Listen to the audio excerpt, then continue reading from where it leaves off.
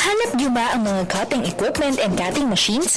Narito na ang mga kailangan nyo na nasa linya ng architecture, advertising, at constructions. Mapapanatili ang quality at quantity ng inyong produkto at magiging competitive sa merkado. Nag-start kami as gumagawa kami ng mga simple molds and dies.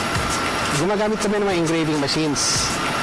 Nung time na lumakas kami sa mga mold and dies, nag-acquire kami ng mas malaking machine na mas mabilis.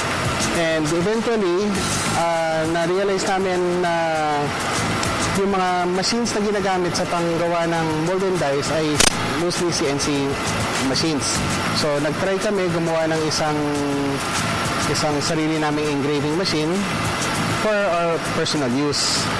And to the point, may dumating na isang kliyente nakita and interested hanggang sa naisipan namin i-market na namin yung ginawa naming makina. So, ang mga produkto namin, meron kaming CNC router and engraver.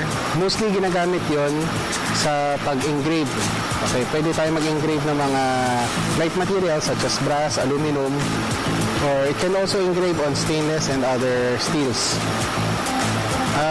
Meron tayong mga mas malalaking versions na CNC routers na pwede na mag-cut ng mga kahoy, aluminum composite panels, which is yun ang mga binibili sa amin ng mga fabricators and contractors. Sa amin ngayon, meron kaming almost 30 persons na nag-work dito. Tumutulong sila sa pag-manufacture, pag-assemble, and manufacture ng ating mga makina. Sa pagnenegosyo, dapat talaga may passion ka. Hilig mo talaga at konektado sa inyong pinag-aralan. Importante rin ang maraming kaalaman, may sapat na training at maraming seminars na napuntahan. Ang mga ito ay magdadagdag kaalaman sa negosyong sisimulan. Bata pa ako, mahilig na ako sa mga machines, equipment. And minsan nagkakalas ako ng mga bata, nagkakalas ka ng laruan, tinitingnan paano gumagana yung mga laruan. And to a point na dumating ng college, sa isipan ko kumuha ng field of mechanical engineering and with some work experience sa isang mga automation companies.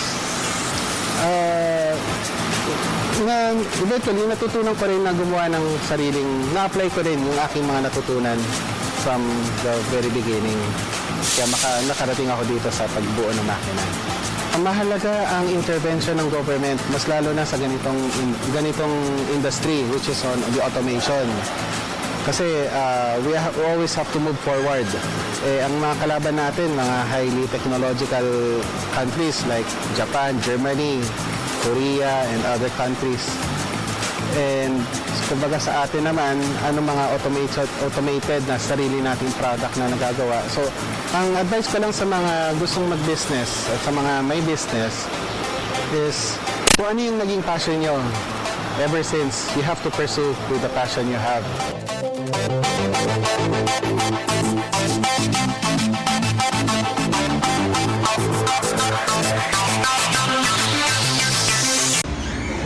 Ako po si Cathy San Gabriel. Subscribe na sa PTV YouTube channel.